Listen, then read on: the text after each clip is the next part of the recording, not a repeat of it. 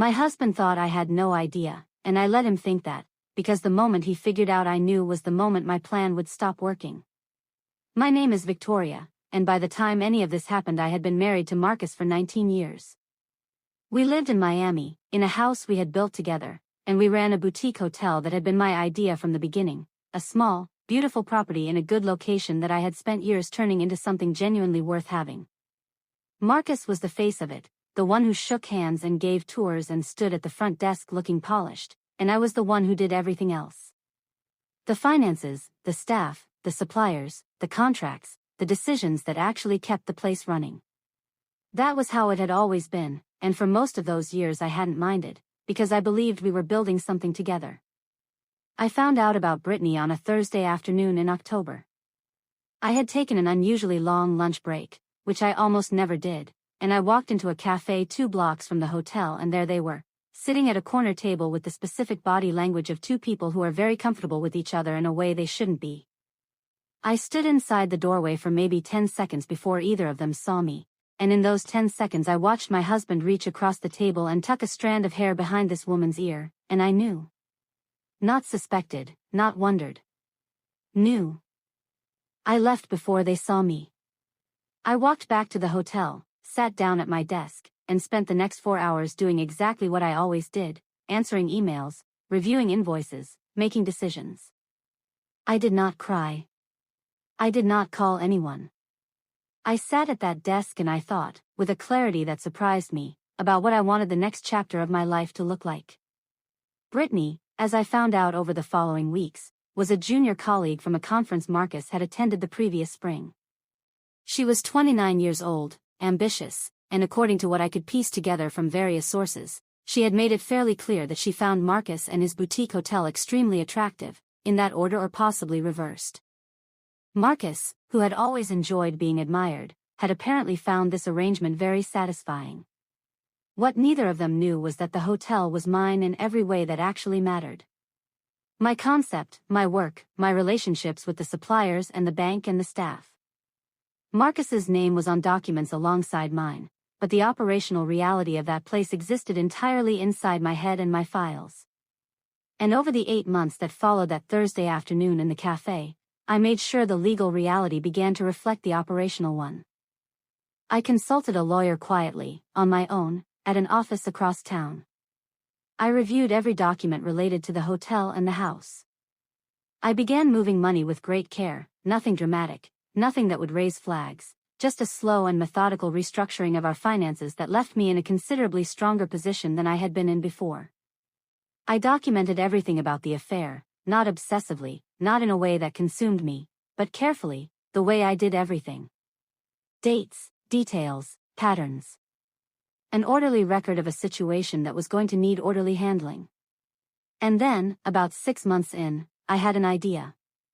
It started with a conversation Marcus and I had over dinner, a perfectly ordinary dinner during which I mentioned, as if it had just occurred to me, that I had been thinking about whether we should consider selling the hotel. I said the market was good, that we could get an excellent price, that maybe it was time to think about what came next. Marcus looked interested in the way he always looked interested in things that seemed to offer him money without requiring him to do much. He said it was worth exploring. I said I would look into it. What I found, when I looked into it, was a buyer. Specifically, I found a company that was genuinely interested in acquiring a boutique hotel property in Miami, and I began negotiations. The negotiations went very well. The offer that came through was strong enough that Marcus, when I presented it to him, was visibly pleased. He said it looked good. He said we should move forward. He said he trusted me to handle the paperwork, which was what he always said, because handling the paperwork was what I always did. And so I handled the paperwork. The paperwork I prepared was thorough, professional, and included everything a standard hotel sale required. It also included, tucked carefully between 2 sections of standard contract language, a transfer of Marcus's ownership share to the purchasing company at the agreed sale price of $1. I want to be clear about how this worked, because it matters. The purchasing company was a legal entity I had established 6 months earlier through a series of steps that my lawyer had helped me structure very carefully. The company was mine. The buyer was me. And the price Marcus was agreeing to sell his share for, between pages 14 and 15 of a 42-page document he signed without reading, was $1.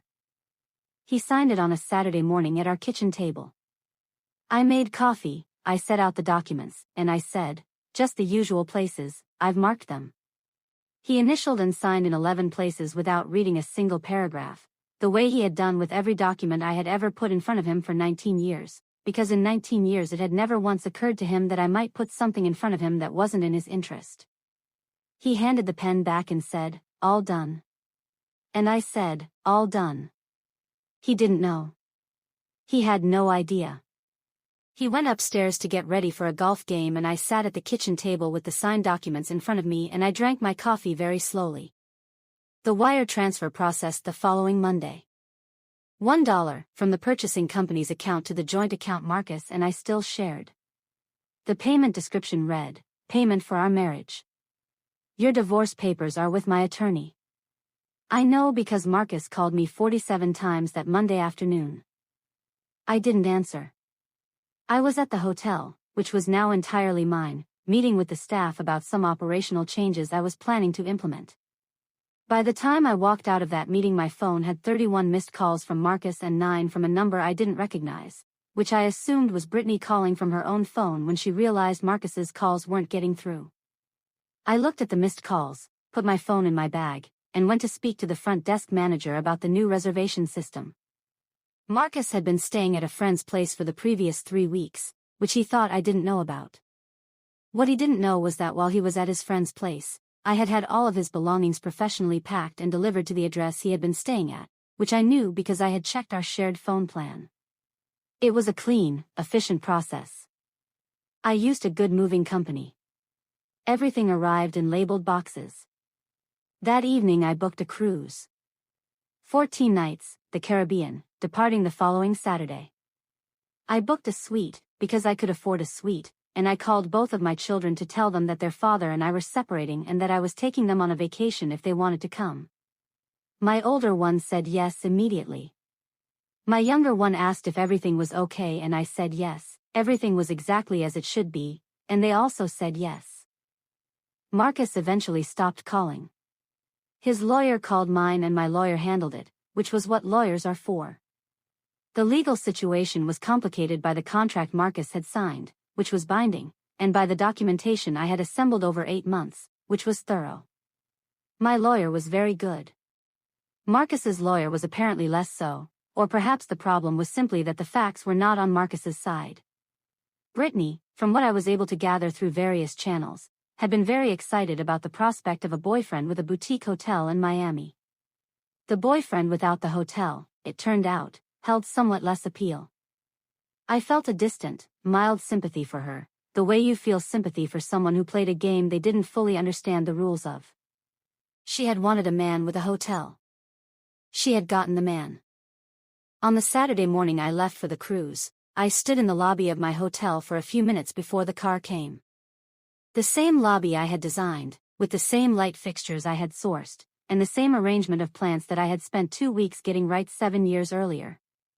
A staff member I had known for 4 years asked if I was excited and I said yes, genuinely, because I was.